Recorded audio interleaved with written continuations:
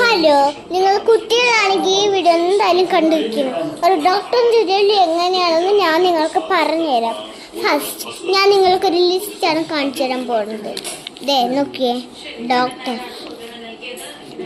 ഇത് കാണിച്ചു തരാൻ പറ്റില്ല, പക്ഷേ സ്പെല്ലിംഗ് ഉണ്ട്. നിങ്ങൾക്ക് വേണമെങ്കിൽ ഇത് കോപ്പി ചെയ്യാൻ പറ്റുന്നതായിരിക്കും. DOCTER ഡോക്ടറിൻ്റെ ജോലി ആയിട്ടുണ്ട്. ഇനി നമുക്ക് നേഴ്സിൻ്റെ ക്യാപ്പാണ്. നെക്സ്റ്റ് ഞാൻ തുറന്നിട്ട് കാണിച്ചു ഗിഫ്റ്റിൽ എന്തൊക്കെയുണ്ട് ഡോക്ടർക്ക് നല്ല ഇഷ്ടം. കാരണം ഞാൻ ഡോക്ടറാണ് വലുതാൻ പാകുന്നത്. എൻ്റെ പേരാണ് ഋത്വിക ഡോക്ടർ.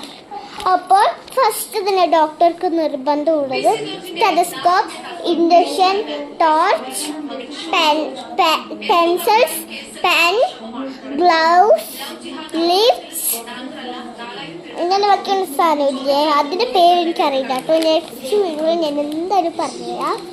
നെക്സ്റ്റ് ഡോക്ടർ, ഇതൊക്കെയാണ് ആവശ്യം. അപ്പോൾ ഒരു ഡോക്ടറിൻ്റെ ജോലി ശരിക്കും ഈ ലിഫ്റ്റ് മടക്കി വെച്ചിട്ട് പറഞ്ഞുതരാം. ശരിക്കും ഡോക്ടർക്ക് വേണ്ടത് രോഗികൾ ആണ്.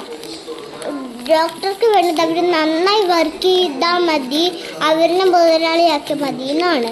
പക്ഷേ ശരിക്കും ഡോക്ടറിൻ്റെ ജോലി നല്ല കഷ്ടമാണ്. എത്ര മണിവരെ ആ ഹോസ്പിറ്റലിൽ ഉണ്ടാവണം, അത്രയും മണിക്കൂർ ഡോക്ടർക്ക് നിൽക്കണം. പിന്നെ നേഴ്സിനും അതേപോലെ നിൽക്കണം. ഞാൻ ഫസ്റ്റ് ഡോക്ടർക്ക് നിർബന്ധമുള്ളത് ആദ്യം നമുക്ക് ഒരു രോഗിനെ പരിശോധിക്കണം. എന്ന് വെച്ചാൽ നമ്മൾക്ക് ആദ്യം ഒരു രോഗിക്ക് പനിയാണെന്ന് വെച്ചാൽ പാരസിറ്റമോളും മധു ഇതൊക്കെ പറഞ്ഞു കൊടുക്കും. പക്ഷേ വലുതാകുമ്പോഴാണ് നമുക്കിതൊക്കെ മനസ്സിലാവുന്നത്. ഞാൻ ചെറിയ പ്രായമാണെങ്കിലും എന്നാലും എനിക്ക് നന്നായി ഡോക്ടറിൻ്റെ ജോലി അറിയാൻ പറ്റും. പക്ഷേ ഡോക്ടറിൻ്റെ ജോലി അത്രയ്ക്ക് ഈസിയല്ല. രാത്രി എത്ര മണിവരെ നിൽക്കണം? 1 o'clock 2 o'clock ഒന്നും അല്ല, 10 മണിവരെ ചിലപ്പോൾ നിൽക്കേണ്ട അവസ്ഥയായിരിക്കും വരുന്നത്. ഡോക്ടർക്ക് ഫസ്റ്റ് വേണ്ടത് കോട്ട്സ്. ഞാനപ്പോൾ നിങ്ങൾക്ക് പറഞ്ഞുതരാം ഡോക്ടർക്ക് എന്നാ വാങ്ങുന്നത്. അപ്പോൾ നമുക്ക് വീഡിയോയിലോട്ട് പോകാം.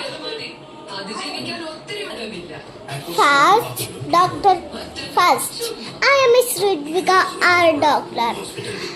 First, doctor helpful things. First, coats. First, stethoscope. Then, coats. Then, pencils. Then gloves. Then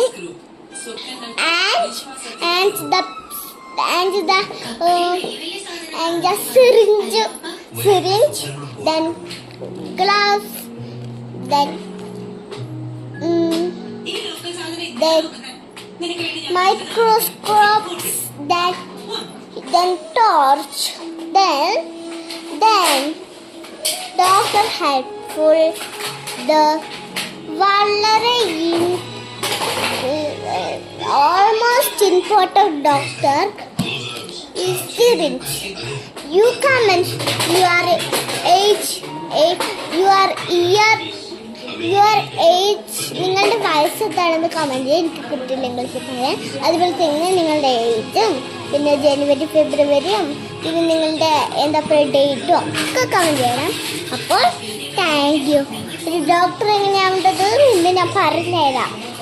പക്ഷേ ഡോക്ടർക്ക് ഇമ്പോർട്ടൻ്റ് ആയിട്ട് വേണ്ടത് ഫസ്റ്റ് തന്നെ ക്യാപ്പ് വേണ്ടേ. നേഴ്സിന് വേണ്ടത് ഞാൻ നേഴ്സിനും കൂടെ പറഞ്ഞുതരാം എന്തൊക്കെയാണ് വേണ്ടത്. കാരണം എനിക്ക് ഡോക്ടറിന് മാത്രമേ ഉള്ളൂ, എന്നാലും നേഴ്സിൻ്റെ ചെല്ലതൊക്കെ. ഫസ്റ്റ് ക്യാപ്പ് മാത്രമേ അറിയുള്ളൂ.